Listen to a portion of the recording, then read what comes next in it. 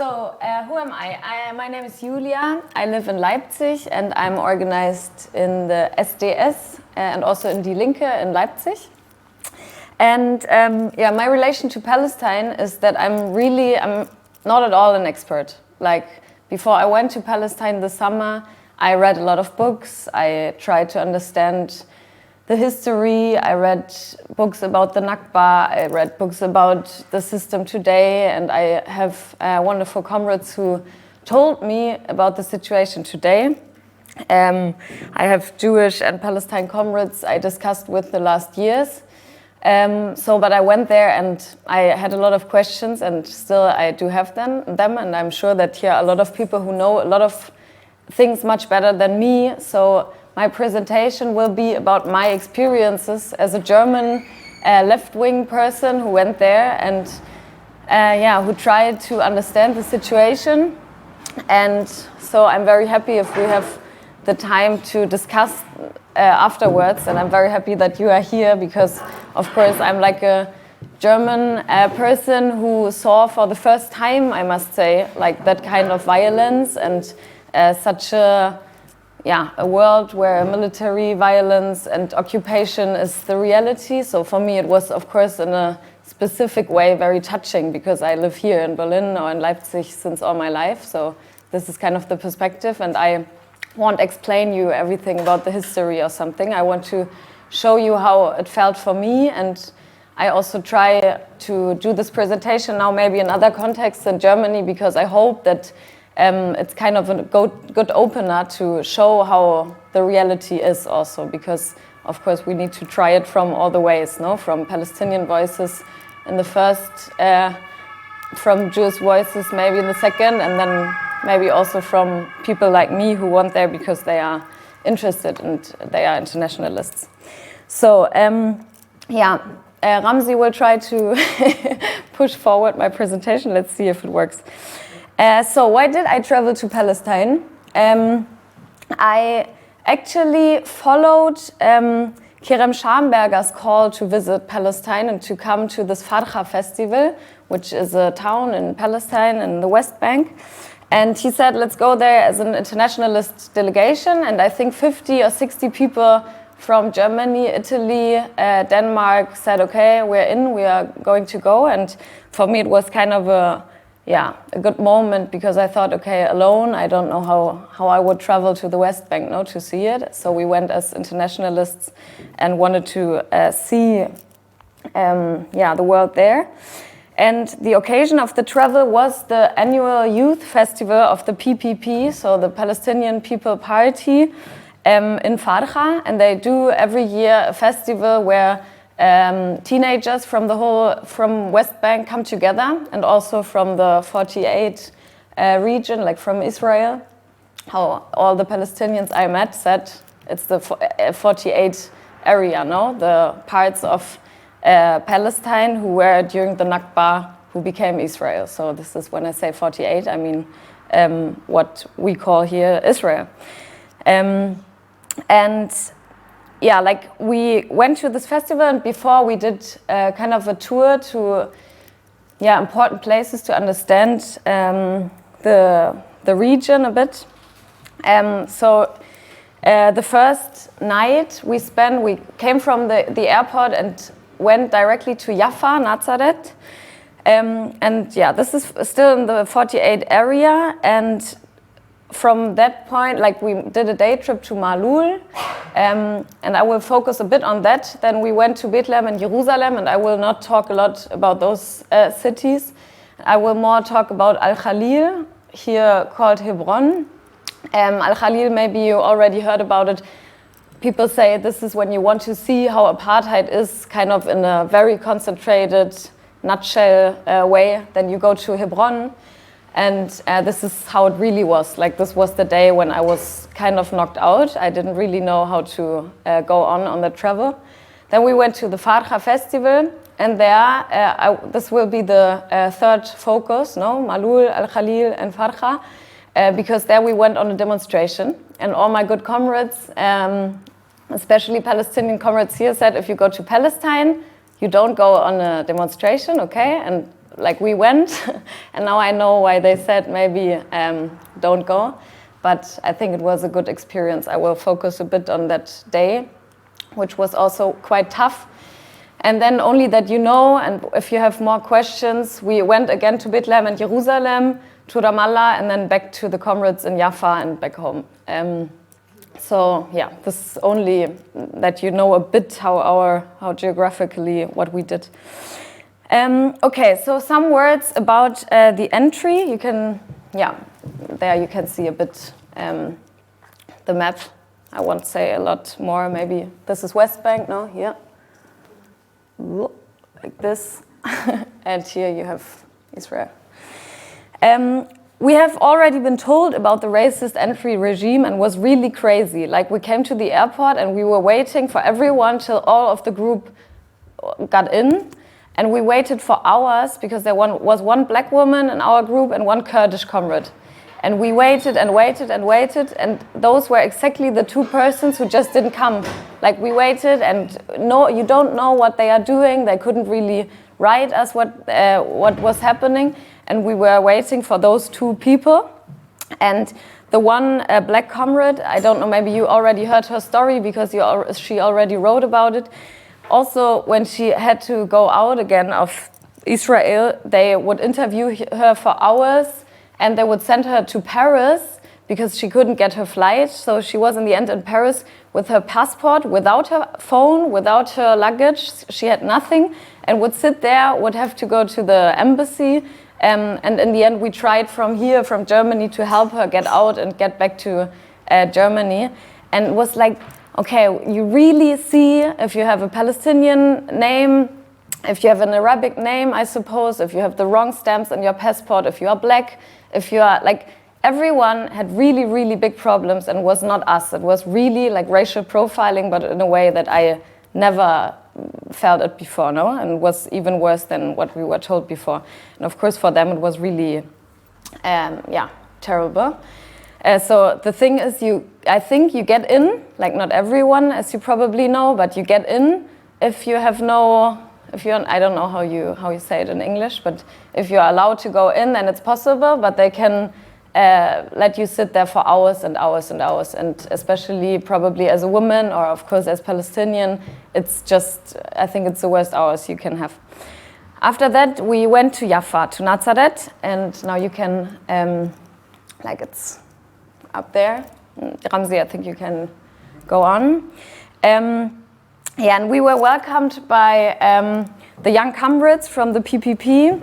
And what is important is that those people in the 48 area, they live in very different, in a very different situation than the people from the West Bank and of course from Gaza.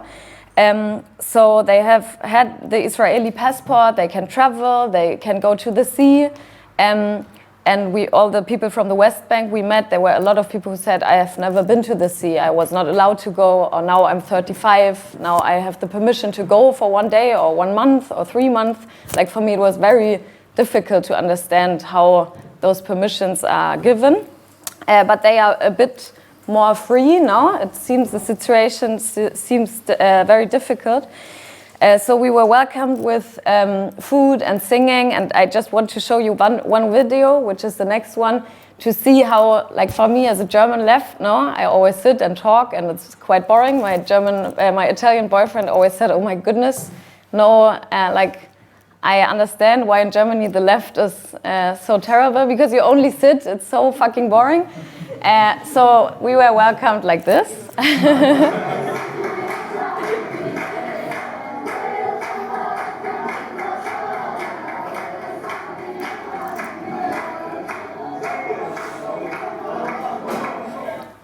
Again, this was how our 3 weeks were every day. We were every day eating, sitting, laughing, dancing, and singing together. And what was very interesting that from the first second on, there were the girls, like 14, 15 years old, very much in the front, like which was for me, from a view here and all the discussion in Germany, like Palestinians and the Arabic world and blah, blah, blah.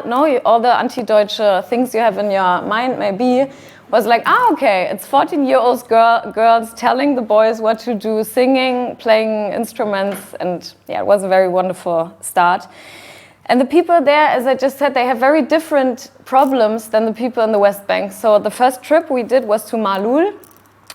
You can go on, Ramzi. And Malul was a Palestinian village, which was Christian Muslim until, thank you, until the Nakba, until 48.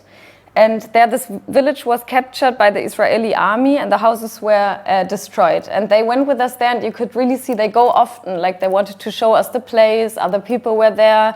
And it was really, yeah, it's a nice place, but it was a very sad atmosphere because they said, yeah, here was a village and now here's planted, a forest planted.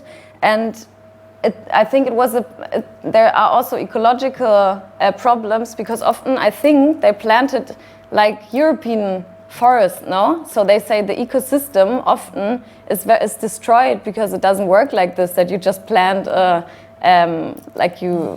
people flee and you put the greenwashing. Yeah, exactly. So we were there and like only some facts about Malul. I think there's still a Christian cemetery behind the barriers of Israeli military camp because this is very close. And I think the relatives who had to flee in 48, they couldn't visit the graves for decades, so they had to struggle a lot until at some point they won the right only to go there to go to their relatives. And now I think they have this right, but it's very complicated. Like you could not just see your father who died there, or And what was also you can do one further.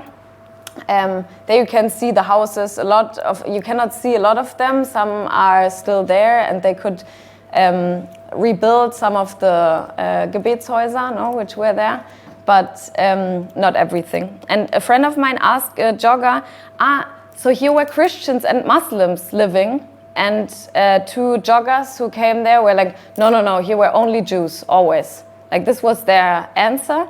And this happened a lot, like during our travel, often even if of course the Palestinians who live there, they have to talk Hebrew, no? They know it, they teach it at school if they are teachers, whatever. Often I also felt like, the people do not really answer, or they answer in another language, or it was a really weird atmosphere. And then they explained us that are people from the settlement, which is very close, and from the village, the next one. And yeah, I think when we went down, there was one stone and there was written, this forest, I don't want to translate it wrong, this forest is dedicated to the Germans who took Jews into their homes during the persecution of the Jews in Germany.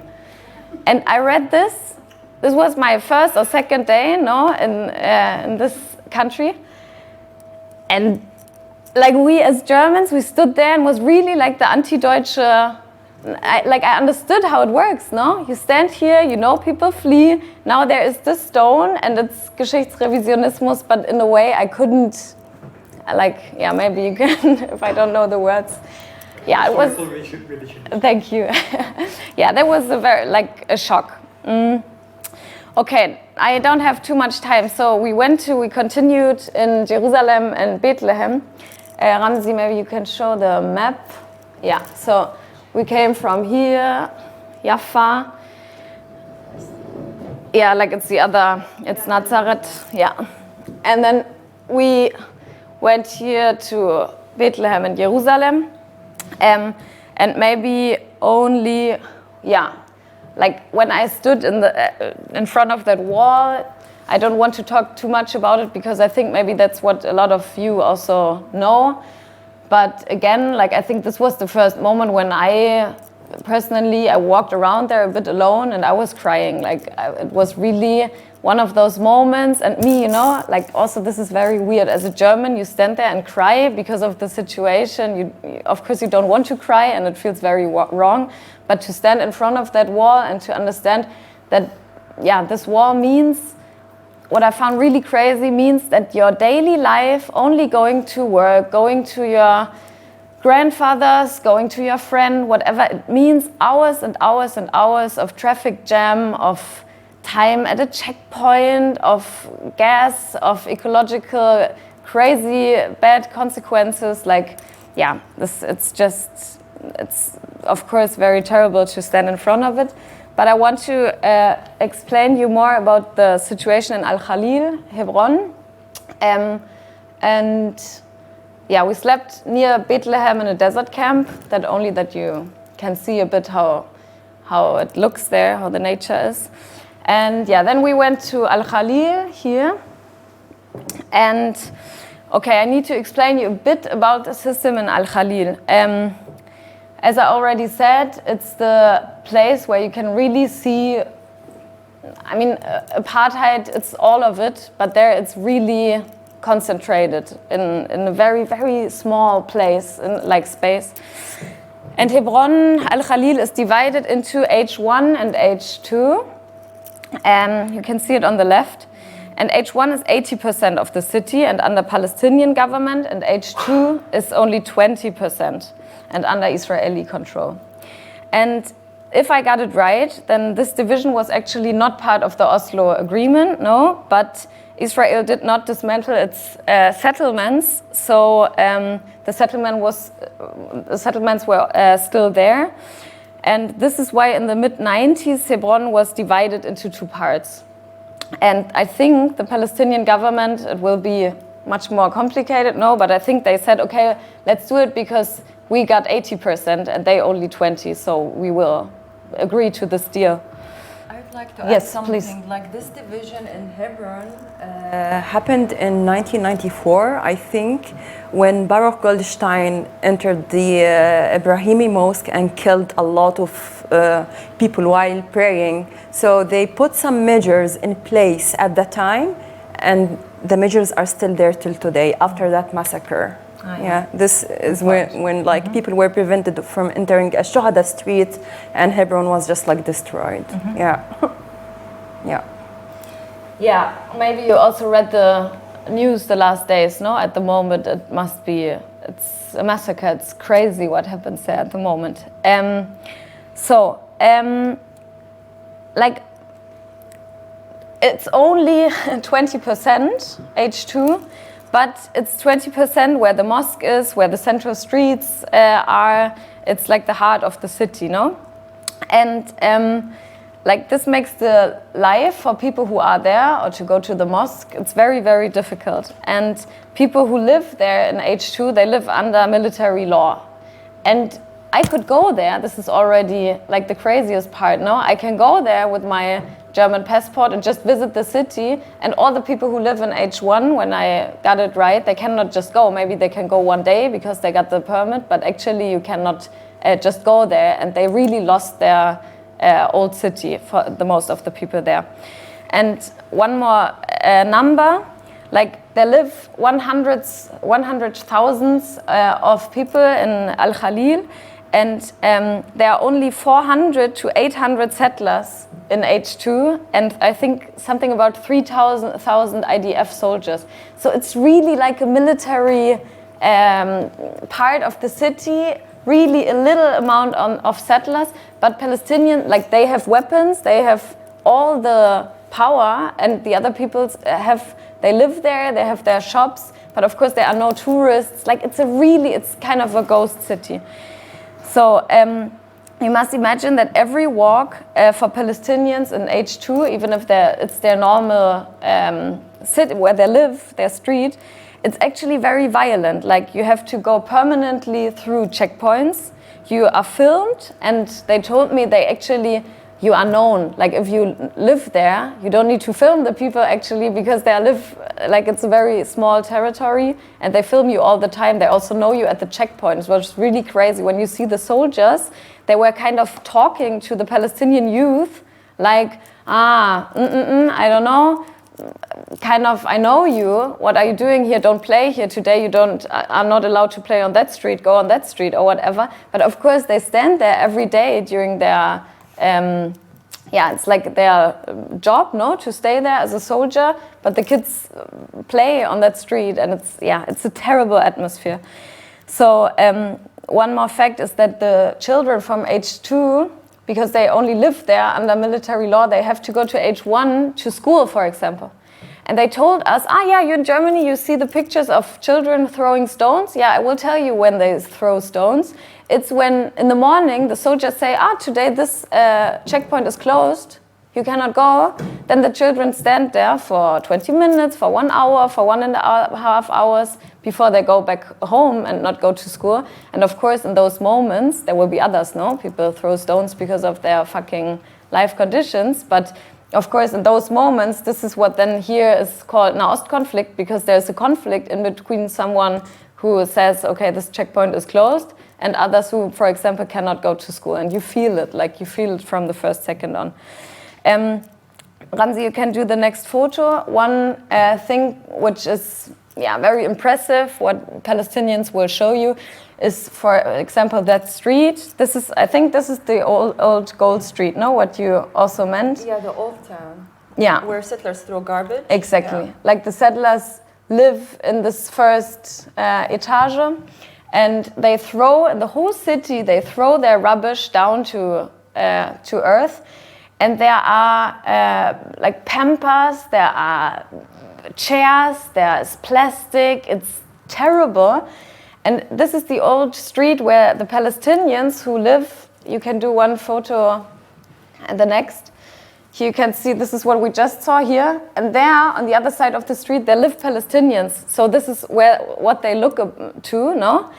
And they told us, we live here, and it's the saddest part is that usually, like historically, it was the gold street. People went there to buy necklaces. I don't know. It was a very important place for the old city, and now it's rubbish. Like if we could, we would move. And everyone is in that struggle to actually not be able to live there under normal conditions, like not at all. But of course, it's not very easy to go because you need the money and you need to do it now. You need to see, okay, I have not the energy anymore to live here, so I will lose the place where I have always lived. So maybe the next picture. This was kind of my Tiefpunkt, the worst moment, I think, because we walked through the market alley, and it's a market is everywhere. You can buy stuff. People are. You feel, okay, they still sell some stuff and it works kind of. And then suddenly it got really crowded. And I realized that we are in front of a checkpoint. And it was the first checkpoint where I had to walk through. So that felt very different to sitting in a bus or something, no? You had to walk through it. And there was a lot of pushing, and we had to go to is it turnstile? Like, Drehkreuz. And for me, I felt really sick. Like it was really like in between. Everyone was like animal prison. Like you feel like, okay, you have to go through something which is very small. And then me, for example, I got stuck in it. So you turn a bit, then you stand and you cannot go further on. And it's so crazy for me to do it only one time that I couldn't imagine how it must be to live like that. And then I saw when we passed it, there were soldiers right in front of me, always my age. For me, also a very weird feeling. No, styled girls sitting there, Coca-Cola drinking and machine gun. This is how they were standing in front of me. And then I realized what people would do there, how everyone would have to go through the checkpoint because there was a mosque right in front of us. It was on the left side. So people would have to go through that checkpoint 3 times per day because the checkpoint is in between their market or where they live and the mosque. And this again was for me a point where I was standing on that place, seeing the mosque on the left, seeing everywhere. I think you can do the next. Yeah, there you can see it again, how it feels a bit. And one more. I hope it's the right picture. If you know the region better, then. But never mind, this is how it felt. Like there were everywhere soldiers, and there were only children selling water. And you could see, okay, this is the old city, but here, of course, no tourists. Here are not a lot of people living. So they try, some, I don't know, left-wing tourists or whoever would go there, this is the only option to sell your water, because the settlers wouldn't, like the Israeli people who live there, they wouldn't buy from you.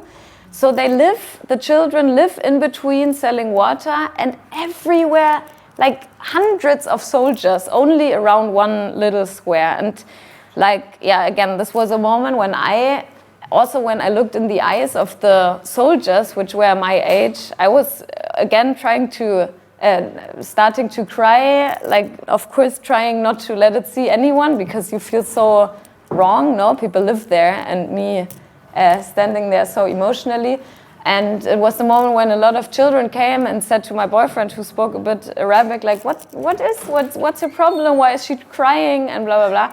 There I felt like, okay, like what for me is just, I don't know how you stand it for 1 hour, for one moment. It's their reality, no? This is how they live. This is how they go to school. And yeah, it was, yeah, just terrible. And I think this mosque is also where often, I heard that when new IDF soldiers come to Al-Khalil, they are led to the mosque, and they can go just there, even if it's not their day, because it's splitted in between mosque days and, how you say synagogue in synagogue.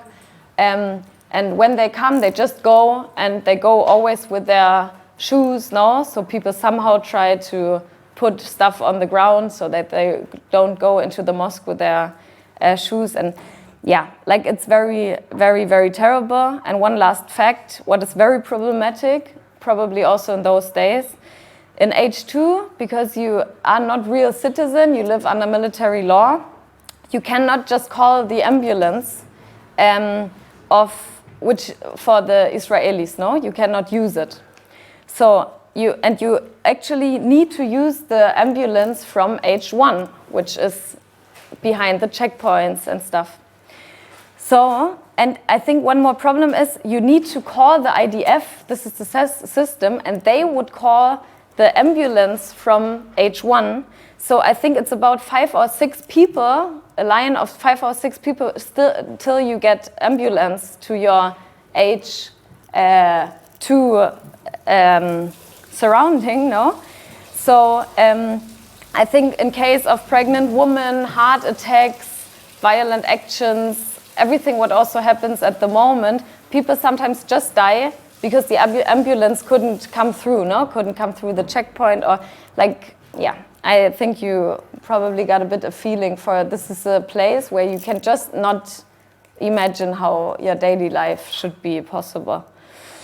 So a little cut, and I will like tell you, just stop me if it's too long. I will tell a bit more about the Fida'a Festival and about this demonstration day. And of course, yeah, when you sit in a bus, this is how you see a settlement, like an illegal settlement in the West Bank. They are not even, like from the international law, they are seen as illegal, no? And if you talk about settler colonialism, it's always, okay, of course, the land grabbing is going on and on and on, but this is also, you understand why it makes sense to talk about settler colonialism, because it really looks often like a European thing, no? It's those rooftops, even if you don't really need them, because I understood the first time, it's because of the rain, no? And like it's not very, doesn't make really a lot of sense to build like this. Land. Yeah, doesn't belong there, but this is how it looks. Okay, Ramzi, you can go on. We went to Fida'a then. Yeah, maybe you remember a bit the bigger map. It's not perfect. And at the Fida'a Festival, the tradition is there were a lot of youth people and also older people, some hundreds. And the main part of it was that we worked together. And I think it's a tradition. I'm not really sure. I think it came up because after one of the wars, the land was so destroyed that people came together and always rebuilt the cities or the towns. So people come together, and the special thing about this festival is that youth from all the West Bank come together, and this is already logistically quite difficult, no? As I just told you, to go by bus somewhere, it's a it's a trip of here, it would be maybe 20 minutes, and you need 4.5 hours because you just stand in front of a checkpoint or something. Like, to move is just terrible. And it's also a very ecological village, and yeah, just a very special place, I think. And yeah, we worked in the garden, we worked at the school, we learned some words in Arabic. Like, it was a very cool atmosphere, and I just want to show you, because maybe you think about coming with us the next time. Yeah, Ramzi, you can go on. Yeah.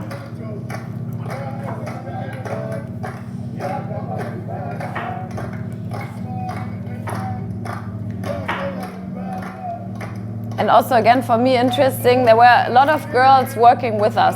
Like, it was for them, it was very normal, or not normal. They really say from year to year, they also struggle in their village because it's like communist dominated, but of course there are also a lot of much more conservative people, but they struggle that every year it gets more normal that also the girls are building the wall with us or whatever. So yeah, it was very interesting. You can go on. It was quite hard work. But yeah, it was fun. This is what we did all the day, and during the night there were events, speeches for us organized, and always dancing, singing, eating. It was a very nice week. You can go on.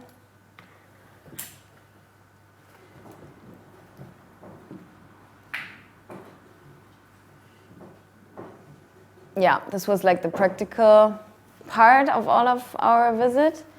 You can go on. You can go on.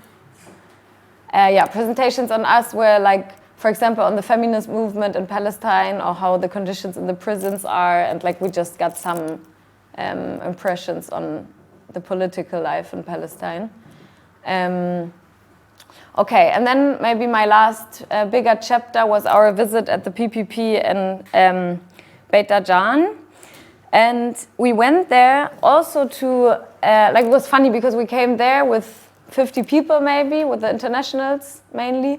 And they again said, can you help us a bit? And then it was really normal to 1 day, 1 hour, we helped them in the garden, and I don't know, we did some stuff, and then we ate. And then we went to a demonstration.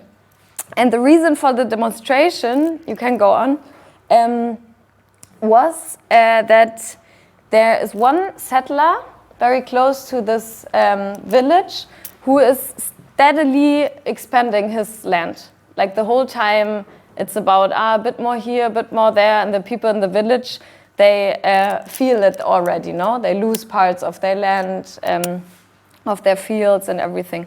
So they do, every week they do a demonstration, and we didn't really know a lot about it, but we already heard, okay, sometimes it's violent, let's see, but we go there to show internationalist solidarity, no? And I think already for 2 years, already for 2 years they are struggling there. And when we were on our way there, we already heard, last year one boy died on that demonstration. So it was already like, okay, should we really go, or should we follow the advice of our comrades who said, go to Palestine, but maybe don't go to a demonstration? But we went, and the comrades from Palestine told us, no, they will, like, they film everything. Every fucking demonstration in Palestine is being filmed, so they will see you as tourists, more or less, no? They will know that you are not from Beit Dajan. So we are pretty sure that they won't shoot or anything, because it could be a scandal in international media or whatever, no? This is what they said, and we thought, okay, maybe they're right, maybe not. Let's see. When we got out of the bus, I directly had to swallow a lot, because we were like 60 demonstrators, more or less, and we are standing on that road, nothing around us, only the road. And it was surrounded by nothing but some bushes, hills, and a lot of soldiers. Like, I saw 3 there, 15 there, 10 here, and maybe like 20 right in front of our demonstration. And they from the beginning on, there were machine guns pointed at us from everywhere and cameras. So some were ready to shoot, the others were ready to film you up, and we were like, okay, coming out of this country, let's see like how it works for us. And I must say that for me, I really felt fear of my life for the first time in my life. Like a lot of people probably know it. For me, it was really the first time, okay, someone shooting directly on me, but I'm on West Bank territory on a demonstration, no? That was it for the moment. And so I stayed a bit further back because I was really feared, and I don't know how, but a lot of the internationalists also with the Palestinians were like, no, we are going, we want to do it. And yeah, now you can maybe show this one and then...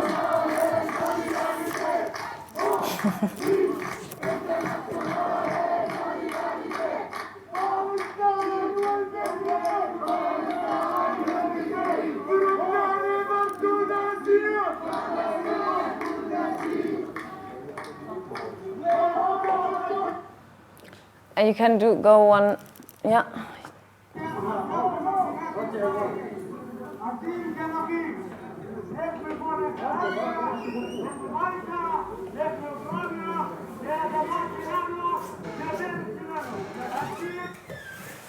Yeah.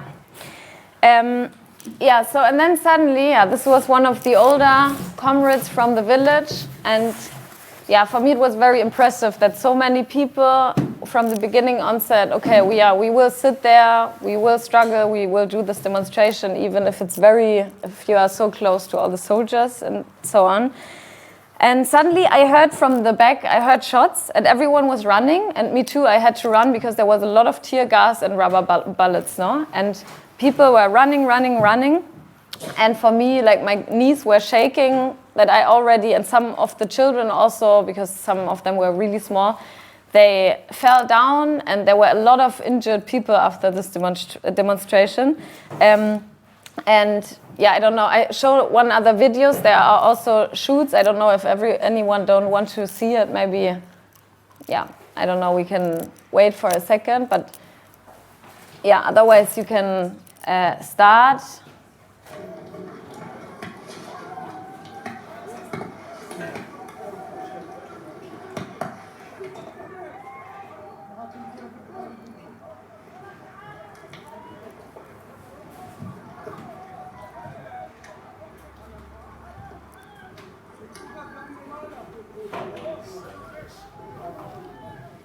Is it okay to stay here?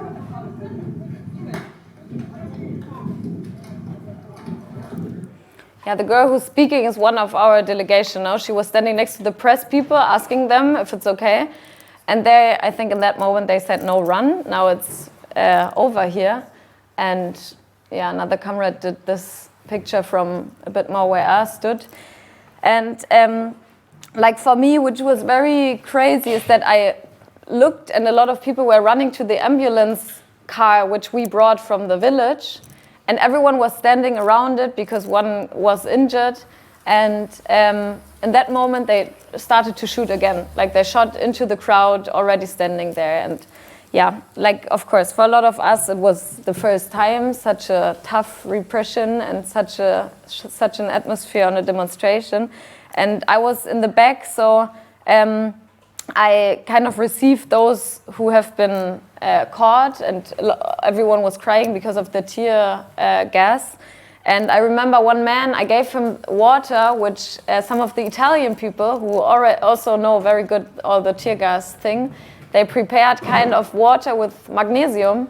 And we were like, here, take it. And everyone was like, no, water, not a good idea. And then we, yes, they are sure it's a good idea. And so I helped him a bit. And one day later, this man, mid-40 maybe, he came to me and was like, thank you so much that you helped me and stuff like that. And again, a situation where I felt like, okay, you have so other problems, and you even have, only because I helped you for 5 minutes, you come again to me. I think you gave me a necklace or something, like very, yeah, just always very open, lovely, and a lot of gifts. And yeah, in the end, there were 3 children injured. One foot was broken because while running, he was, it got broken. One was hit in the head and at hospital. And I just remember that during the night, they were again dancing, they were laughing. It was us who was really shocked. And for a lot of them, it was like, oh yeah, I put off my plaster already. He was 10 or something. And he was like, no, walking without it. And the father behind him was like, can you please put it on again? But this was kind of the atmosphere. It was just a completely normal demonstration for everyone, but for us. And yeah, now maybe the last picture. Yeah, this is, you can see someone in another time. This is what they shot on us, this rubber bullets. And yeah, there were also a lot of very wonderful situations. And I think this for me is the most crazy part, this shift in between violence in a very, very heavy way. And then 5 minutes later, everyone together in the theme park dancing, having actresses from Ramallah or whatever, like cultural, very cultural rich. And yeah, maybe Ramzi, you can show the last videos. This is one of the party we made. And I don't know why the video is in, it's a bit too fast, but yeah, you can.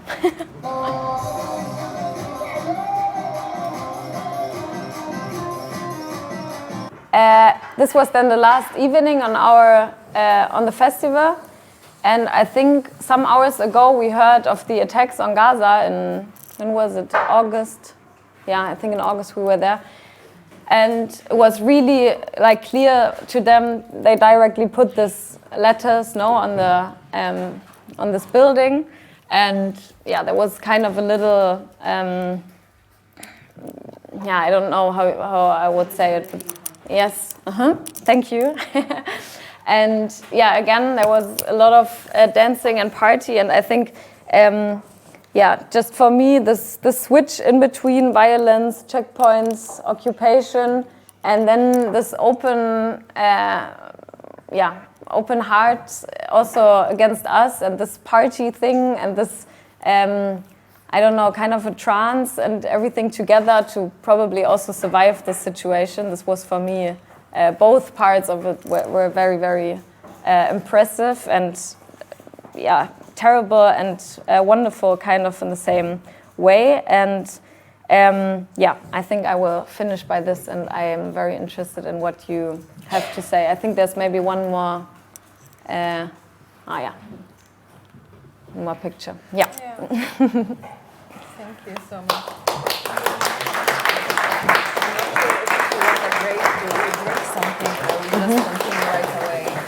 I'm sure people have got questions to Julia and have got things they want to say. I'd ask, keep them with you. If you just write them on your hand or something if you're going to forget them. Because Fida's going to say something. We thought it's important that Fida speaks. Firstly, because Palestinian voices should also be heard. It shouldn't just be Europeans talking about Palestine. But also because of the particular situation in Gaza, that you really like many people wasn't allowed to come to Gaza. Fida's an academic and activist from Gaza, who's just going to update on what's happening at the moment in Gaza, and then there's going to be plenty of time for you to ask questions before a discussion. Yeah. Yeah, thank you, Julia. Thank you, Phil, for organizing this. I would just ask Ramzi if you can right away find a map of Palestine that shows Gaza Strip. Like, I mean, maybe when you go to the beginning, I think there was. It doesn't show it. I just noticed no, it doesn't show it. Yeah. Maybe on Google. Ja. Ramzi, wenn du hier, ich glaube, mit der Maus weiter nach rechts. Yeah. I can do it in the same. Okay. So, thank you again for coming here, and thanks for organizing this.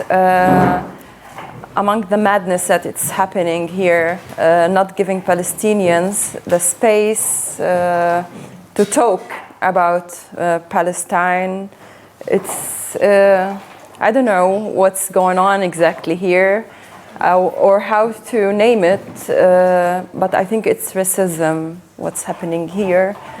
Yeah, so my name is Fida'a.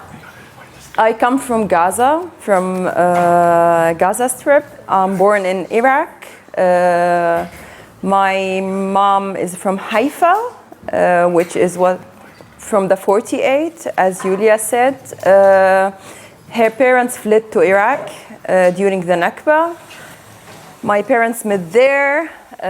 My father was sent in exile from Gaza there in the 70s. They met there on campus, like they were organizing together, and they met there, got married, and I was born there. And then after the Oslo Accords, we went back to Gaza Strip. So I grew up in Gaza, I studied in Gaza, I worked in Gaza, my whole life in Gaza, and I came to Germany in 2017. That's about me, my background. I'm activist, more gender studies researcher, social worker, somewhere in between, programmer sometimes. Yeah. The situation in Gaza, it's totally different. That's why it's important to, I think, we cannot talk about representation or getting people from all over Palestine because it's different. Like in the West Bank, what Yulia explained, I cannot say that I know anything. I know information, but I don't know like the lived reality. We have different realities in Palestine. So I would say the reality in Gaza is totally different from West Bank. It's totally different from the reality that Palestinians in the 48. It's totally different from Palestinians in exile. And it's way, way different from what Palestinians in refugee camps in Syria, Iraq, Lebanon, Jordan live. Gaza is the population in Gaza exactly. Here is the Gaza Strip. This area here till here. So 70% of the population in Gaza are refugees. This is important to just stress on this fact. 70% of the people who live there, they are refugees from all over Palestine. Some of them fled during Nakba, and some of them fled Nakba in 1976, 67, exactly. There is a blockade imposed on Gaza. It was there since 1990, I would say, but after Hamas got elected in Gaza, they imposed a very tight blockade. And that was in 2007. For the 2 million and a bit more now, because Gaza is the most intense area on earth when it comes to population. 2 million people live here. 70% of them are refugees. We have 2 exits when it comes to humans. We want to move, freedom of movement, either through Rafah. Here, the southern part of Gaza Strip, and here's Egypt, either from here, where the internationals come from. And that's Eretz checkpoint. So after Eretz, we have Ashdod, Ashkelon, so it's considered Israel. And only internationals, aid workers, patients if they are lucky, and people who work in trade can get through Eretz. People who, patients who try to get there, they need to apply for a permit in advance. Some of them get blackmailed. Some of them are lucky they can go to get medical care in West Bank or in Jerusalem most of the time. And some of them are just not lucky. We have a lot of reports from the UNICEF about kids dying or also women with breast cancer unable to leave Gaza to receive treatment beyond Gaza Strip. From this side, Rafah, which is controlled by Egyptians, we have Palestinian Authority building. It's controlled by Hamas, not the PA. And then we have control by Egyptians. And after Hamas took control in 2007, it became just so difficult to get out of Gaza. And that's part of the blockade where Egypt and Israel go hand in hand, like trying to suffocate people in Gaza Strip. Nowadays, in order, like 2 years ago, when I tried to leave Gaza, I say this, it took me 8 months. So I live here in the north. It took me 8 months to leave Cairo. We don't have any airports. So, and I cannot travel the other way around because nothing urgent, I'm not dying. So I need to go to Cairo, and from there, I need to fly from Cairo airport.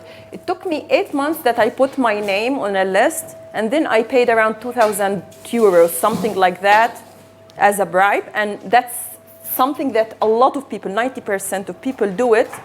And now it became a business, like legalized, where the Egyptian army or people who work in al-Mukhabarat control it. I think it's Sisi's son.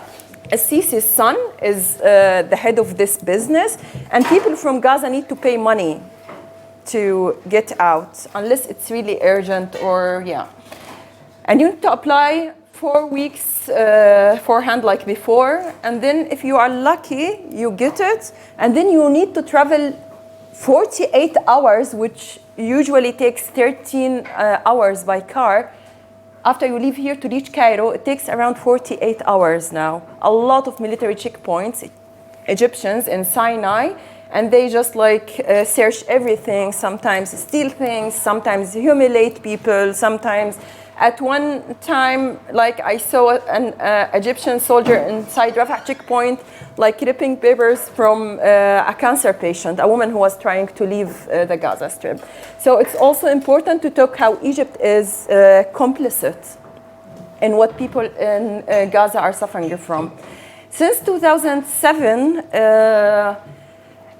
in 2007, there were more ground aggressions, like invasions, where the Israeli army comes with tanks, they just like tank shells and all of that. In 2007, they started bombing. It's like a strategy. Since they withdrew from Gaza, they can bomb in peace. Like they just like can bomb everything without killing any Israeli settlers because they are not in Gaza anymore. In 2008, that was the first war on Gaza, like one of the biggest, where like they killed a lot of people at one time, just like bombed a lot of police structures, schools, and then in between the blockade was getting like just worse and worse and getting more and tight. People cannot import, cannot export, electricity cuts. And they, on that, in the war, they bombed the bridges. They targeted very important infrastructure in Gaza.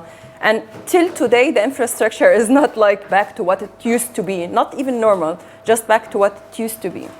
Then in 2012, the second aggression, and we are talking about every time there is an aggression, there is internal displacement. I did work with multiple like rehabilitation committees or rebuilding Gaza Strip. And every time they want to deal with people who fled to schools, UNRWA schools, or elsewhere, you need to take into account people who were displaced 3 years ago, because houses are not there. And of course, we need to address that the EU and other countries are paying for rebuilding Gaza, which is somehow does not hold Israel accountable for the crimes, for damaging the infrastructure and all of those things.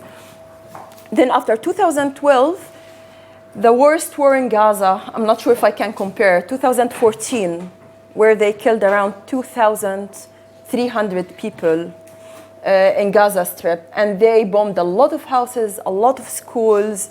They did bomb like I think around 17 medical structures. They bombed the main electricity power plant for Gaza Strip, and they damaged also where the water gets recycled. Yeah, and then the last aggression on Gaza in May 2021. That was 2 months before, or almost a few weeks before you went for the visit in West Bank, where they also used another technique where the arm industry in Israel, supported by EU and the United States, is just testing new weapons. And that's where it happened in Al-Wahda Street. They just like carpet bombed a lot of houses as a new strategy, where they wiped off like a lot of family of them, just like families, 18 members, 20 members at once. Yeah, and that's the thing. Every few years, they launch an aggression under a pretext, of course. And the thing is, the structure at the moment in Gaza it does not exist. There is this, in 2012, came a report from the UN that Gaza will not be suitable for humans to live in.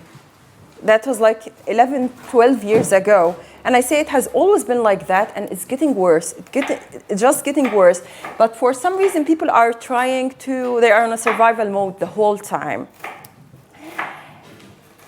The hospitals are barely functioning right now in Gaza. Electricity cuts the whole time. Water is not drinkable. Of course, people need to buy water. Prices are so high. Unemployment is so high, despite the fact that illiteracy rate in Gaza, it does not exist. Like 100% of the people go to universities. But on the other hand, all of those who go to universities cannot find jobs. And people ask like different realities, why it's happening to Gaza over and over and over. I would say because the more you resist, the more you get punished. There is no other like way to explain that, but that Gaza is really resisting. And the more, I mean, the people, this support for the approach of resisting the occupation, they refuse to give up, and then they get punished from while to while. Plus the demographic war that they speak about. Like some people think, hey, it's a joke, but it is so fun for them to bomb and get rid of 1,300 at once. And that takes me also to the point of the wall, that it's not also a separation wall. It's like engineering, demographic engineering, taking more land from the people, emptying it, and then more land beside the separation wall. So that's the situation right now in Gaza. And if you want to think how bad it is, I'm not sure if you saw this in the news, like a family, 21 members of a family who live in Jabalia refugee camp called Tal al-Za'tar. After this refugee camp, like this place is called after Tal al-Za'tar in Lebanon, where they committed a massacre in Lebanon and killed a lot of Palestinians. 20 first members, like 20 people were killed, 19 or 18 of them are children. Because people will say, hey, yeah, shit happens sometime, but yeah, lighting candles, celebrating a birthday, maybe having fuel somewhere in the house. But I would say this wouldn't have happened if the blockade is left on Gaza. If people are living a normal or like close to normal, like this normality does not exist. If people have the enough resources to just like have, how do you like call those, like to get rid of the fire, like people do not, like those are things like people do not think about, like to have them at houses, because they are just trying to think about surviving every day. How to survive, how to get water, how to get food, how to think about what would happen if they bomb tomorrow, and all of that. So those people died because of the occupation, of course, because of the blockade on Gaza, of course, and because people do not see how bad the situation is there. They only think about Gaza if there is a bombing. But every day, someone is getting killed in Gaza indirectly. Like patients who cannot leave are getting killed because of the occupation. People who go swim in the sea and then get rashes or like breathing problems and then they die later. This is like a very slow killing of the population in Gaza. We cannot just like separate that or take that out of context. And the thing is, when we think about people in Gaza, some people think, oh my God, like they are victims, or oh my God, they are heroes. But in between, we have people who are just trying to live, seeking life, seeking freedom, seeking dignity. They are not heroes, yeah, maybe, and not like victims. It's like a combination of both. People who are seeking life and dying while seeking life. People from Gaza cannot reach West Bank, not at all. And if we are talking about leaving. But the thing is, the worse than that, you only have to get someone from Gaza tell you about what's happening there, because none of you can go inside Gaza. That's the thing. Not even EU Parliament members. If you want to try to get someone from Linke inside Gaza, they will not let you. Because I think since 2007 or 2009, the last delegation, they haven't let anyone inside Gaza. If you are Gazan, you have a green ID, you can come from here through Egypt. If you are from West Bank, if you are from the 48, if you are from Lebanon, you cannot even go and see Gaza. So, and then they talk about a Palestinian state, a two-state solution, while people living here cannot go there, while people living there in West Bank among settlements cannot come to visit Gaza. And that takes me to another point, like they keep talking about two-state solution the whole time, while the reality on the ground, it's just like totally different. There is a one state there. It's actually the same geography. I prefer when we speak about, when we say Israel, speaking of a system, but it's like not a geographical area. It's the same area, but they insist on like two-state solution the whole time. Yeah, and to get goods, another thing regarding the blockade on Gaza, we have here, if you see this, Kerem Shalom, and that's in Arabic, Kerem Salim, it's here. That's where we can get goods sometimes, but here, the other point, everything that enters Gaza is controlled by Israel. You cannot get anything inside Gaza without them checking. And not only that, sometimes they close it. So fuel, food, water, I have no idea, clothes, medicine, everything gets through this Israeli checkpoint. And the thing is, since 2007, I sometimes say they control how many calories, how much food we take in. I mean, they control it. When you think about it, they control like the smallest aspect of our life in Gaza. Since 2007, I'm not sure if you've heard about that, they prevented any material that have dual use. This is so funny. Like medical things that they think can be used for something else will not be allowed to get in Gaza. Cement, like to build houses, is not allowed to enter Gaza. Metal pipes, it's not allowed to enter Gaza. This is a very well-known policy. Like the UN organizations in Gaza, OCHA, UNICEF, everyone is trying to push back, even to build like water planet, but they cannot get things because of this policy. So any medications, fertilizers, anything that they think it might be used for something else, it's not allowed to enter Gaza. They get some goods sometimes through Rafah, but like it gets checked by the Israelis and then, or the Egyptians on behalf of the Israelis.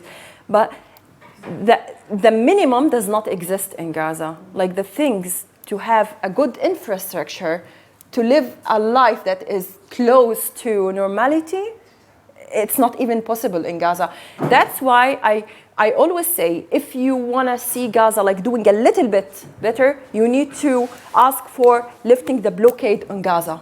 the whole blockade on Gaza should be lifted like now. This is what should be like pushed.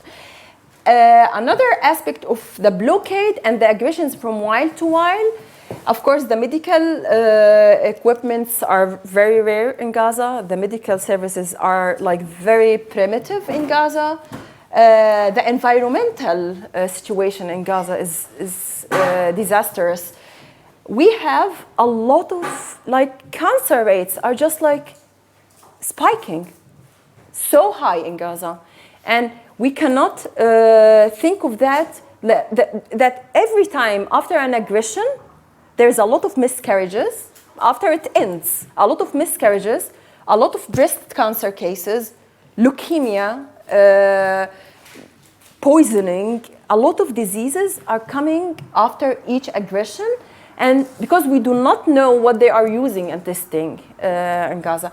In May 2021, somewhere in Beit Lahia here, I'm not sure if you have seen a lot of reports about we want to allow farmers, I think you are from Beit Lahia, yeah, exactly, where strawberry is planted in Gaza, a lot of farmers there. So they bombed the main agriculture house where all fertilizers, a lot of chemicals, and it belongs, I think, Al-Khudair company. It's the biggest company in Gaza. They just bombed it. Until today, they are trying to prevent people from planting things. It still smells like 4 months later, like chemicals, like the water changed. And it's so horrible because it can go to the underground where a lot of Palestinians get the water from the underground. And a lot of miscarriages happen there. Women move to other places. They are getting a lot of respiratory problems, and that's just like one thing. And it's happening here in Khuza'a, also in the where everywhere where there is like a potential for agriculture independence, for farming, for anything, they just like drop things and bomb that, poison the soil, poison the water, and undermine the livelihoods of the people who are living there. It's like not even giving them a chance to, as I said, having a life that is close to normality. This causes a lot of frustration, but at the same time, I wonder, how did we survive? How people now in Gaza are surviving? Sometimes I don't know. How do they do that? It amazes me. You said sometimes like you were so surprised, like this contradiction, getting shot, and then after 2 hours, they are happy singing. This is how's life in Gaza. When I show people pictures, parties on the streets, living, it happens, and then after that, people, they do not get the time to process. It's like, it's not even post-trauma. It happens, it's still going. It's not the aftermath. It's still there, and it happens at the same time, like parallel. And I don't see that they have any other choice but to do that, because they are dying while seeking life. This is what moving people like in Gaza or elsewhere, like seeking freedom and life. I'm not sure if you have any question, let me know. But Gaza is really different. We have refugee camps everywhere, like really. We have refugees like in Jabalia, where the incident happened yesterday, where the day before yesterday. And then in Beit Lahia and Beit Hanun, we don't have any refugee camps. And then here, Al-Shati, it's like the most dense refugee camps, where a lot of people got killed also in May 2021. We have a lot of refugee camps also, El Burej, and also El Rafah here. So it's important also to understand that it's most of the time a lot of refugee camps in between. Yeah. If you have any question, just like let me know, let us know. And yeah, thank you.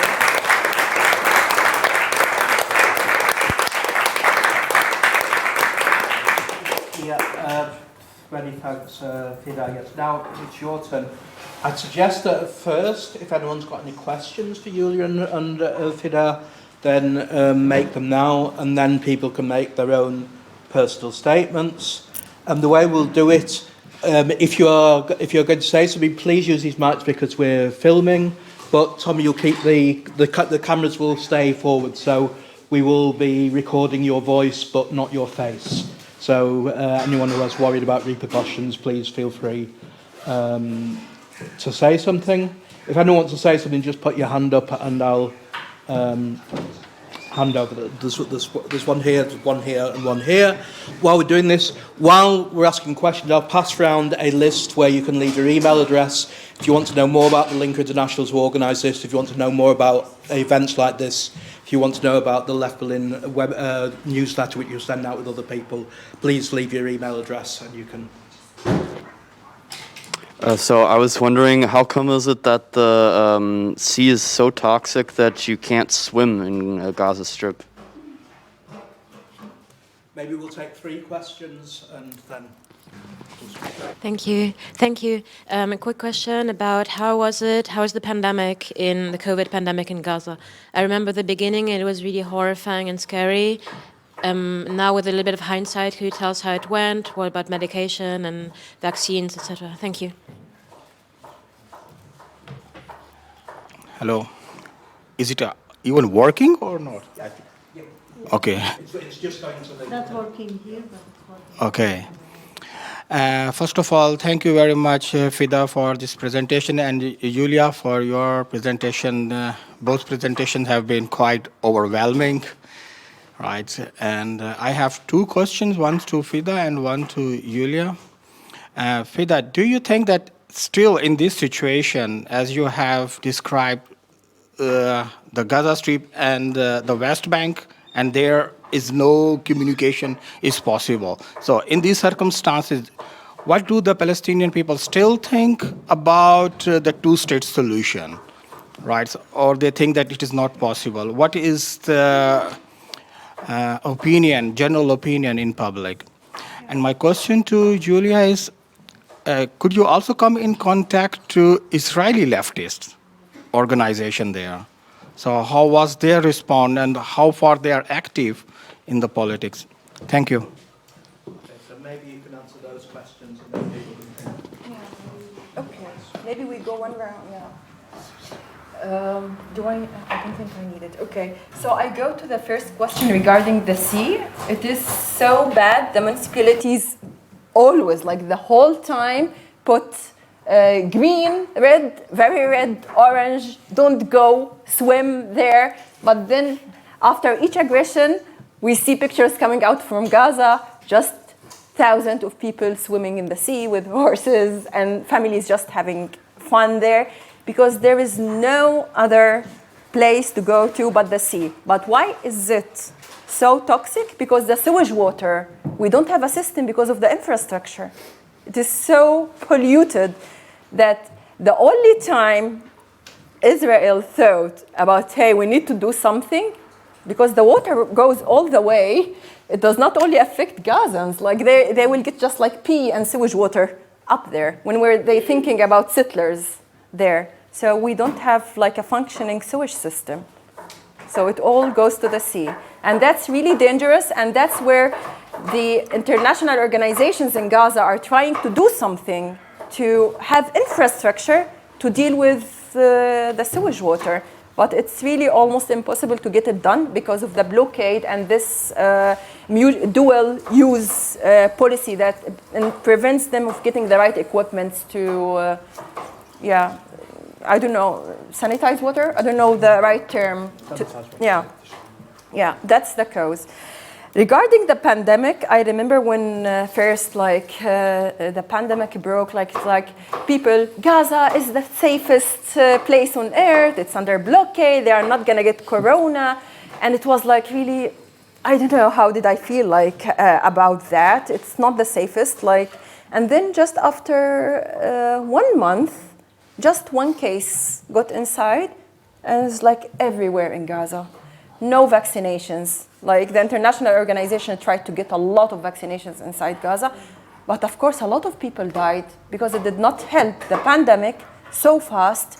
Without medical infrastructure, hospitals could not take a lot of patients, and we do not have the right equipments. Actually, like there are not enough hospitals. In Rafah, we are still trying to build a hospital because when there is a war in Gaza, they put people in ice cream fridges. I'm sure you have heard also about that. They put people like where there are markets, they just like use what they use for frozen vegetables. They just put the bodies there. So it was so horrible during Corona, and it's still so horrible after that.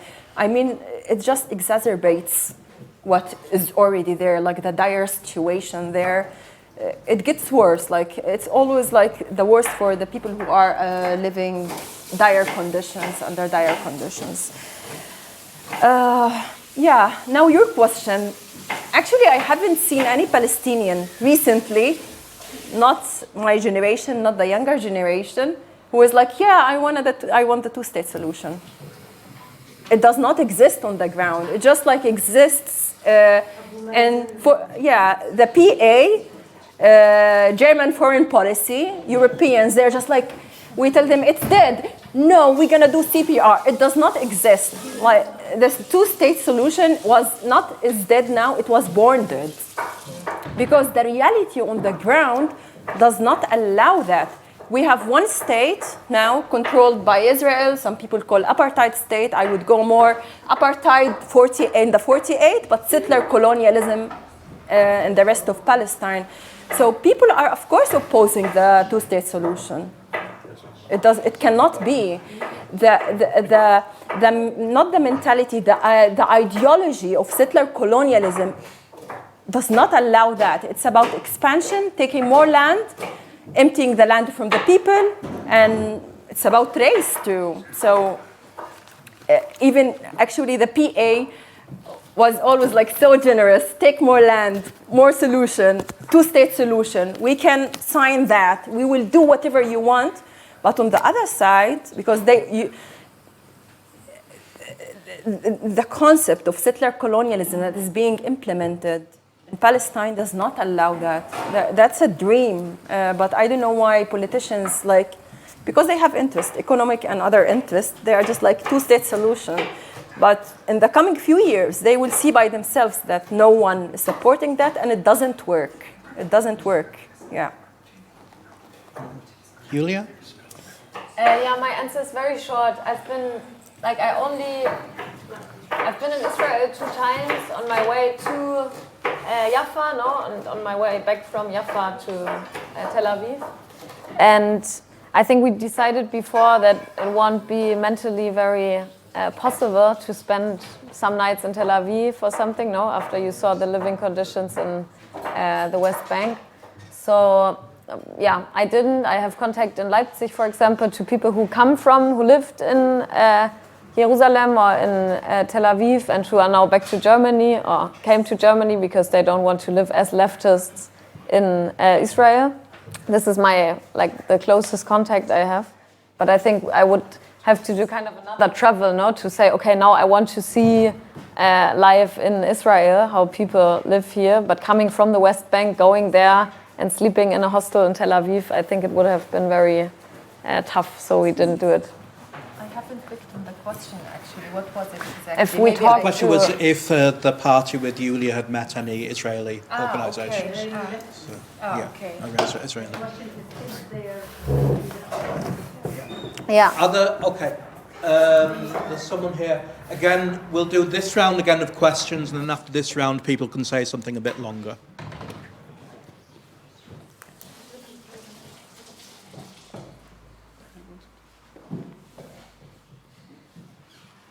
Yeah, I missed the discussion a minute ago, but I just want to comment on the one-state, two-state solution. I guess I should say I'm an Israeli citizen, so I have been debating in this question and others.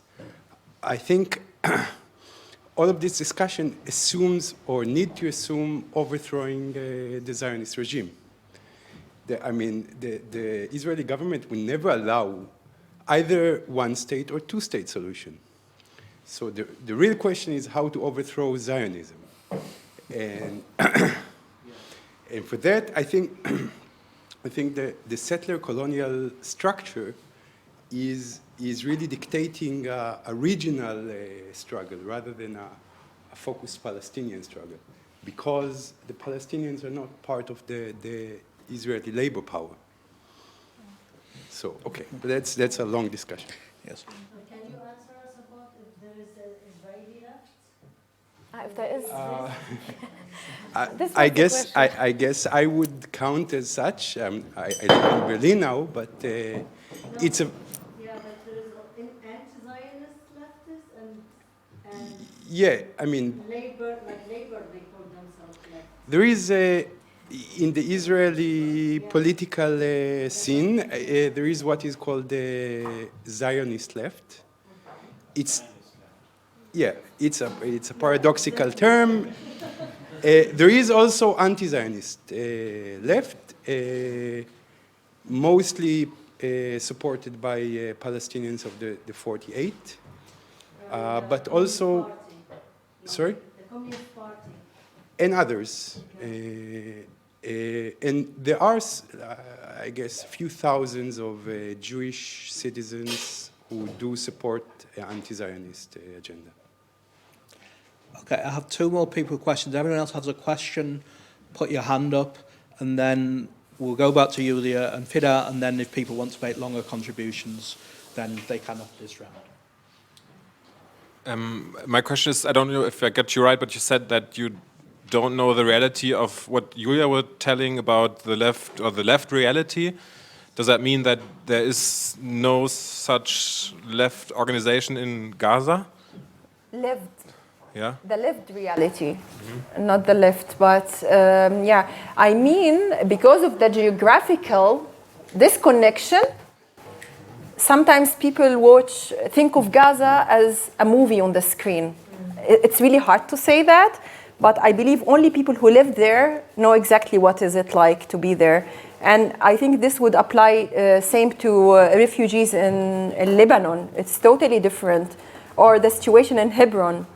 So I cannot know what's going on there. Of course, I know more, but I cannot speak of how would the right-wing government that is now elected would affect the lives, or because to me it's all the same, Zionist governments. This is what I mean. Yeah. And are there left organizations in Gaza? In Gaza, I think there are left organizations in Gaza as the same in West Bank, but they are very weak, sadly. Yeah. Maybe we could ask another leftist from Gaza with the. Yeah. Okay, yeah, I have several points actually. First of all, I want to agree with this regional perspective. One reason you mentioned that the Palestinians actually got kind of driven out of the labor force by like Zionist ideology and practice actually, the kibbutz avoda or Jewish labor policy. Only Jewish work was allowed, yeah. And then there's a second thing I want to mention, and that makes it also very, very hard actually for an Israeli or real Israeli anti-Zionist left actually to organize, that also the Jewish Israeli working class profits in a certain sense from settler colonialism and from the function of the Israeli state on a regional level for imperialism. And that's very important because it's a very singled out situation where you have states, especially the USA, but also other imperialist states and world powers, supporting financially and also economically the Israeli state, the Zionist state, without actually exploiting it in a certain sense. So, of course, the working class in 48 or in Israel, however you like to call it, doesn't get it bare on its hand, but it can be moved to settlements, they can buffer social crisis and so on. So I think it's a very difficult situation, and the regional uprisings like of the Arab Spring are actually the perspective to have a regional movement in order to change that. Then also, I wanted to add to that question. Of course, it's also the bombing of infrastructure and so on, but also the Israeli state and the Israeli army used phosphor bombs. They used uranium and so on. Yeah, so illegal weaponry, so to say, chemical weapons on Gaza many times. And this, of course, also adds to that. And then I have a question for Fida'a, I think mostly, maybe, I don't know if Julia can also say something to it. But as you correctly said, like the resistance in Gaza, also historically from the first Intifada on actually, and even before, was very strong, also exceptional in some ways. But now we are also seeing, for example, in Nablus or in Jenin, resistance forces being vitalized again, and also getting in conflict with the PA and Palestinian Authority. And I wanted to ask if there's any information coming to the people of Gaza too, if they feel hope in this development within the West Bank. Yeah. Just hold this and take this one, and then. Sure. Thank you both for your presentations. I had two questions, one of which was very similar to the one that was just asked. I was going to ask if there's been a change since the Unity Intifada in Gaza, which is more or less the same question. And then the other one for Julia, I was wondering what your experience has been presenting this in, or if you've done this presentation in German language spaces, if you've been invited, and if so, kind of how it's gone. Yeah, that's a good question, to be honest, because I want to just be transparent. Every time like there is an aggression on Gaza, they say something in Arabic like "Ya wahdek ya Gaza." It's like you are alone, you are on your own Gaza, and people are frustrated. Like, why do we? Not why. Of course, people who resist do not think the same way in an emotional way. They have strategic things to think about. But it's like, why do we? Why are we on our own in this? And they also wish that the kind of this spirit of resisting that to be in West Bank and elsewhere, but we cannot think that this is easily to happen with the PA there. I mean, it is like the right arm of settler colony for Israel inside the West Bank. Like, if we want to see those, it's sadly like, it's like sometimes like you think there is no possibility at all because they get killed, they get arrested and all of that. As long as the PA does exist in its current structure, mentality, serving, like working for the occupiers, I don't see like any hope. So we need to think like, what is the way forward? But are people of Gaza receiving this information? How do they feel about it? I think they feel very connected to that. They feel very hopeful. And actually they feel very hopeful because people are not, in West Bank are not accepting what the PA, the neoliberal economic policies are trying to impose on them. Like, take more money, take more loans from the banks, but we will not treat you as we treat Gaza, you know? But now Jenin camp is being punished. Nablus, Old Town, is being punished the same way that Gaza is punished. So now we know why it happens. It's the cost of resisting in one way or another.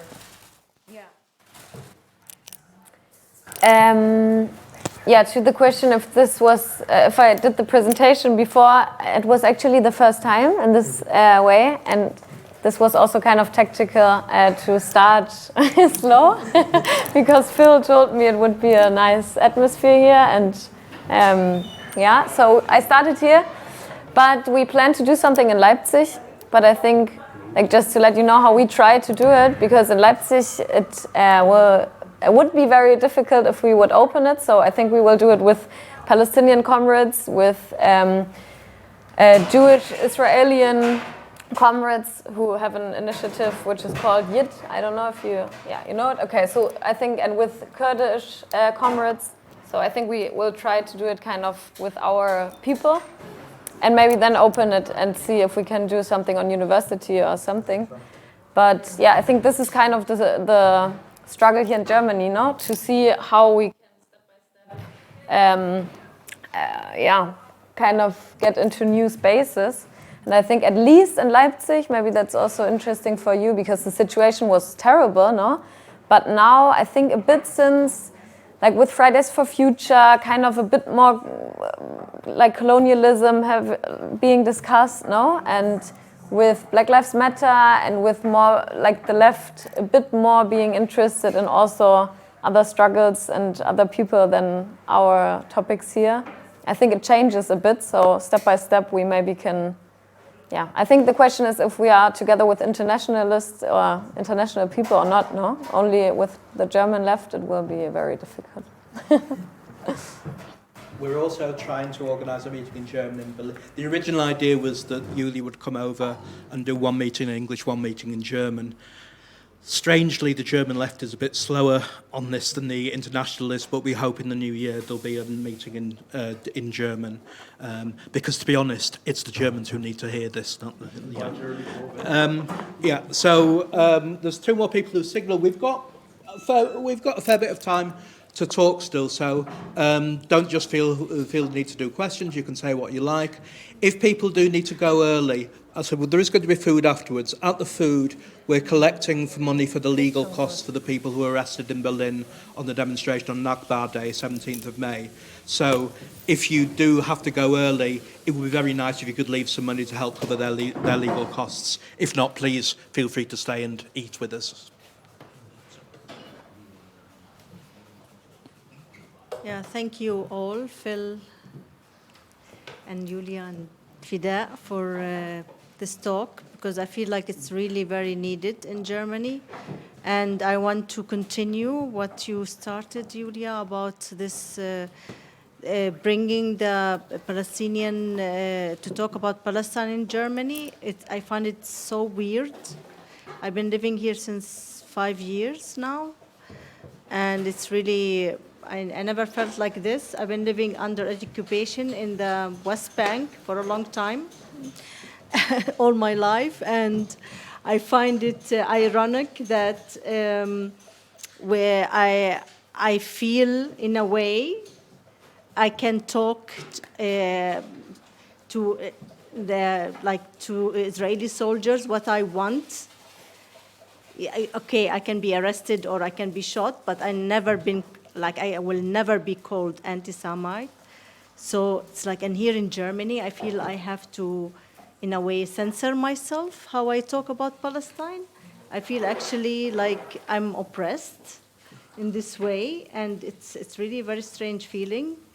And I don't understand, like it's actually good that we talk with internationals, but I think it's important to talk maybe with parliaments.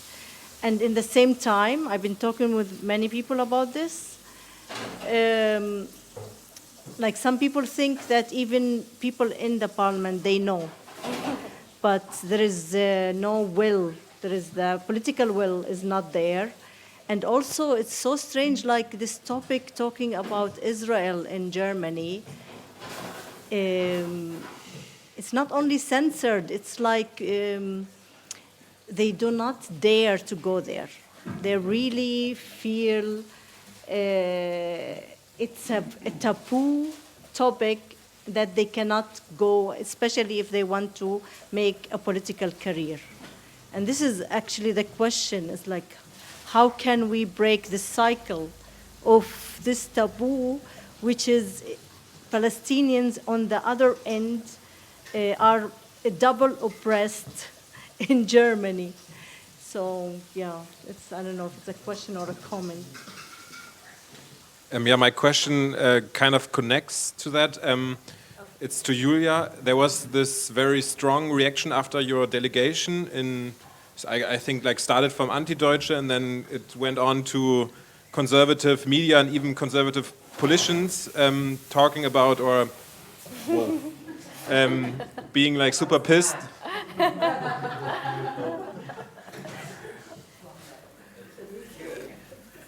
Being super pissed about the delegation, and even there was this one guy, this rapper who works for public media, I think, and then it seemed like he could lose his job. Like how went it on? Because I never heard anything about it anymore.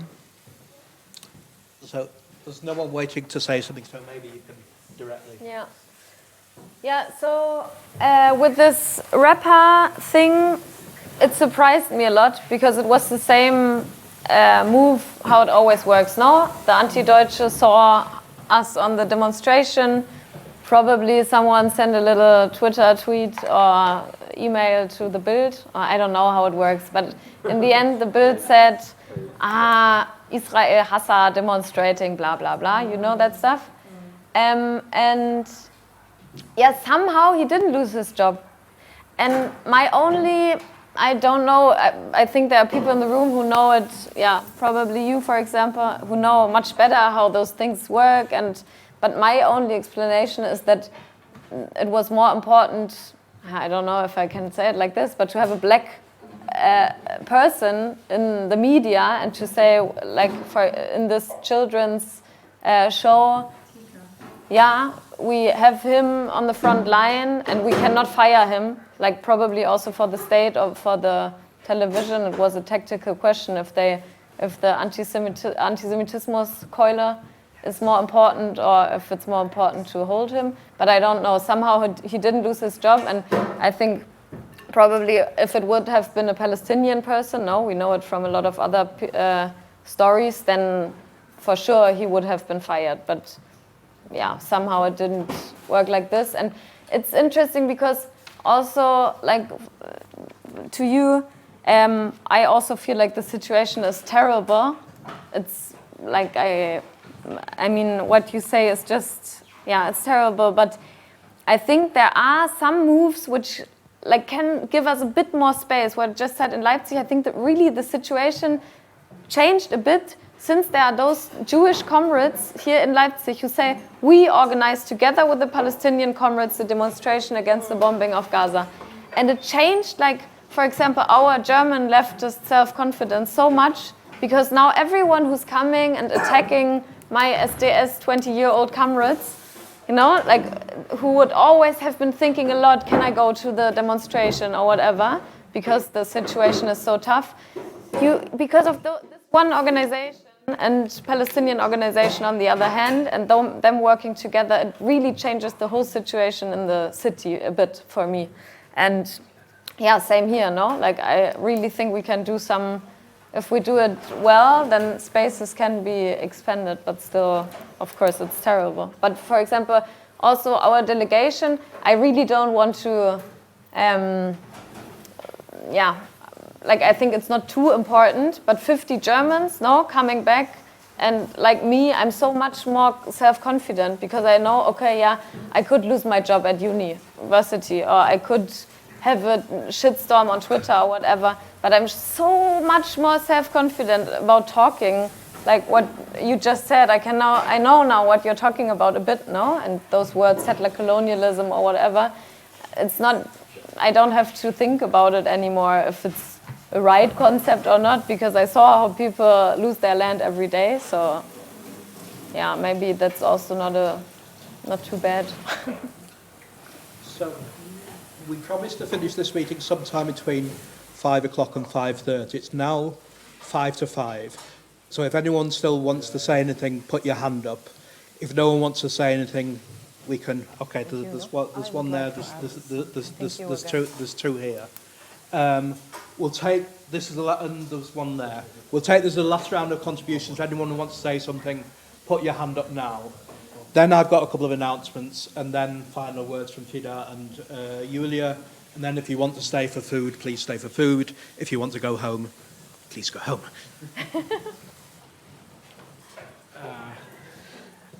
Fida'a, I have again a question to you. How do you see the role of Hamas? The role of Hamas. So I think you mentioned that in 2007 they were elected, They were?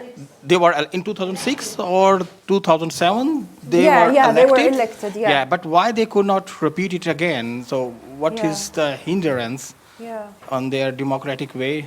Okay. Yeah. Next to you. I just wanted to comment quickly on a couple of things.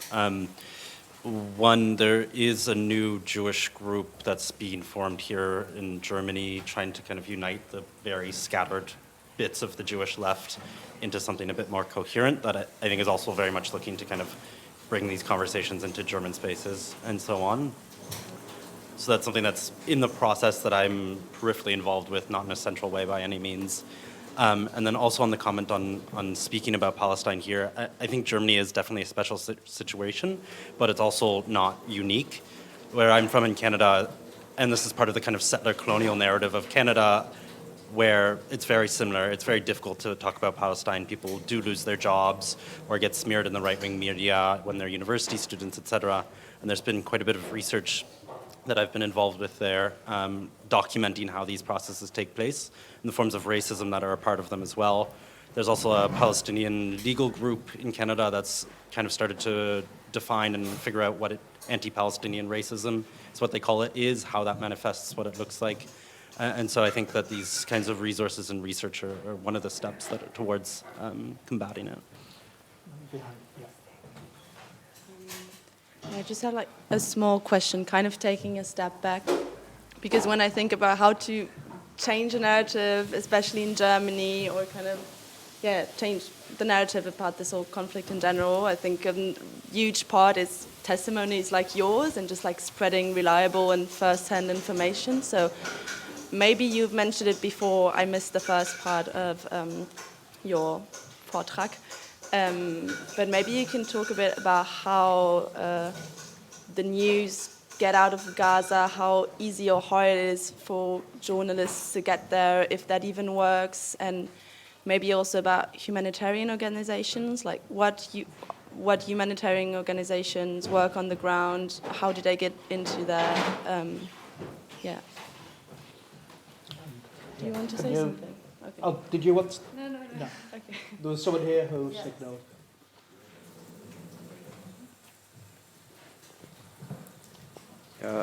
My question was, what is your for the Palestinian comrade?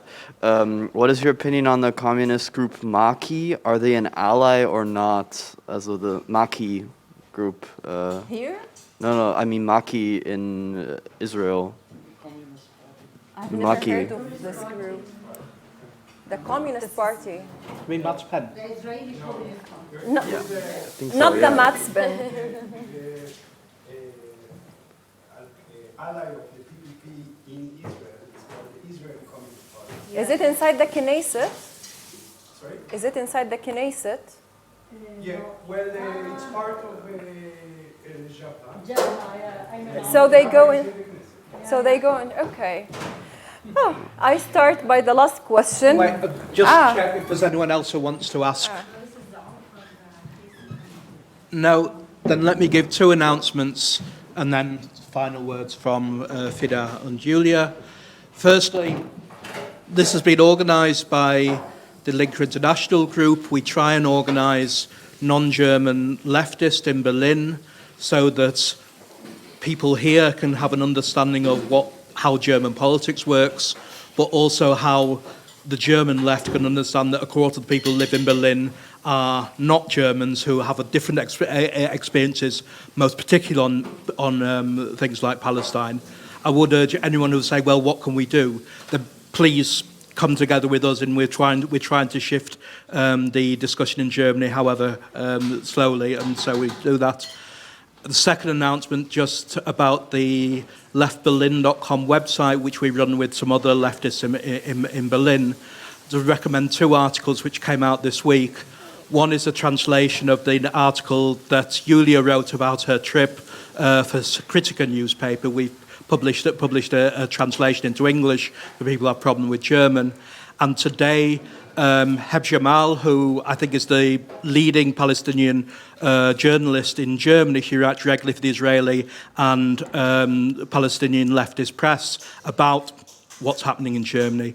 She's written us an exclusive article about how people of colour, and particularly Palestinians, are being excluded from German academia. So I'd very much recommend that article, theleftberlin.com. If you do leave your email address behind, we send a newsletter every Friday which will tell you about events in Berlin, but also about what we've been publishing recently. So that's it from me. Fida'a and Julia, what do we got? Yeah, I'll be a bit loud because it's getting louder there. But more yummy food is on the way, I believe. I'll start with the last question regarding the party. Either they are communist, liberal, right-wing. I totally oppose engaging in the Israeli election. I totally oppose being part of the settler colonial system. I don't think it can be reformed from the inside. Participating in the election haven't shown like any fortile in the last years.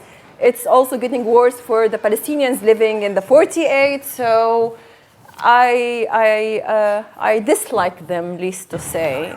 Yeah. Yeah. The question about election and Hamas, how I think about them, I mean, they decided to go into election and they were democratically elected according to the nation of democratic election in Western Europe or in Europe or elsewhere. I'm not sure how do I think about that actually. Do I want another election, another government? I cannot think of what I want as if I live in a state. We live under occupation. Maybe I want a revolutionary front. Maybe not through election, but like a leadership that can represent what I need in the future. It doesn't have to come through election. But on the other side, we need to have services like what the municipality does normally. But another election can bring the PA, can bring like, but the things like what we need to focus on, we need to build a revolutionary party, we need to organize, not to think more about election, because sometimes I think, yeah, we can do election, but we still live under colonialism. So it doesn't like make a lot of difference, like in my mind. And actually, they went into election in 2007. They were democratically elected, and there is the blockade that did not change a single thing. If we want to say things might improve if you behave the same way Israelis behaving, having elections 4 times a month or something like that. So, and getting benga fear inside the election and inside the government. So this is how I think about it. How news comes out of Gaza, I mean, to where? To the Arab countries through the Arab media, which is sometimes controlled by the Arab regimes. To Europe and to the United States, they have some reporters on the ground, but there is editorial policy that does control everything that comes out, that makes it like more a bit neutral. But I would say the most, as I worked for human rights organization and NGOs international in Gaza, there are some good reports. They are like, they use international law language, like the OCHA, O-C-H-A, or the UNCHR. They have good information about the humanitarian situation in Gaza. Water, electricity, medical services, freedom of movement. There is also a monthly civilian protection report comes out of this. And regarding specific clusters in Gaza, you have the shelter cluster, the women, the gender-based violence cluster. They do publish reports in English, and that's like, it comes out regularly. And the other way of getting news out of Gaza, I would say it's the best thing that happened because of the war, if there is anything good, in 2014, we have a lot of Palestinians who joined the Twitter. So we have a lot of citizens journalists, like on Twitter, just broadcasting live from the rooftop, saying they have just bombed this place, 10 people were killed. And this is how you get like real news now on the ground, because Israelis can just go and lie about that, but you just get people documenting something else happening on the ground. I would recommend getting in touch with people inside Palestine, inside West Bank, inside, not to rely on the Fox News, CNN, and even the Guardian and the Washington Post, because they really have their shitty editorial policies that they control everything. This is like regarding the questions. My comment before I give Julia. I saw a few weeks ago a documentary from AG+. Dina Takruri was in Hebron, going to visit where her father was. She is a journalist from Al Jazeera, and it's maybe 20-25 minutes, something like that. It's just about Hebron. It shows how Hebron was an economic center of Palestine, and this division that Yulia talked about. She was someone from Breaking the Silence. I don't like them a lot, but fine. Was with her, but you would know more about Hebron. The other thing, What's the name again? Breaking the Silence. No, of the. Dina Takruri. Dina Takruri. My visit to Hebron, where my father was born, or something like that. It's like, yeah, showing the reality. Coming back from, she's born in the U.S. So, just one last thing, two last thing. I find it really very sad. I know the situation is very hard in Germany to speak about Palestine, and it's good that we organize together regardless where are we from, religion and all of that, but I find it really sad that we have to bring sometimes an anti-Zionist Israeli Jew, or to include that element to get it like, to get the green light. I know it's important as a tactic sometimes, as a strategy, but it's sad that we have to do that, you know, like deep inside. It's really, like, really sad. We should organize regardless of, yeah, who's on the table. One last announcement that on the 25th Friday, there is the international, like, the demonstration organized by the International Alliance for Women. So just join, yeah. And there will be a Palestinian bloc, too. Yeah. It's Yeah. It's Flint, huh? Yeah, on Friday, the 25th. If you follow Palestine Speaks, there will come an invitation, but yeah. We'll also put it on the Left Berlin events list. Yeah. Okay. Yeah, I don't have a lot to say. I find it very nice to be with you here, and I wish we would have such a Linke structure in Leipzig as well. Maybe you can help the internationalists in Leipzig. No, but I think it's, yeah, for me it was very interesting, and it's very good to have those rooms where you can talk a bit how you think, no? Because it really makes you more stronger to talk also with other Germans in a more self-confident way. And yeah, I think it's very nice to have even like such a structure and organization in Die Linke, no? Because also in that party it's terrible, the situation. So it's nice, and we should expand and maybe think about doing more of those events like tonight. Yeah. Okay, thanks once more.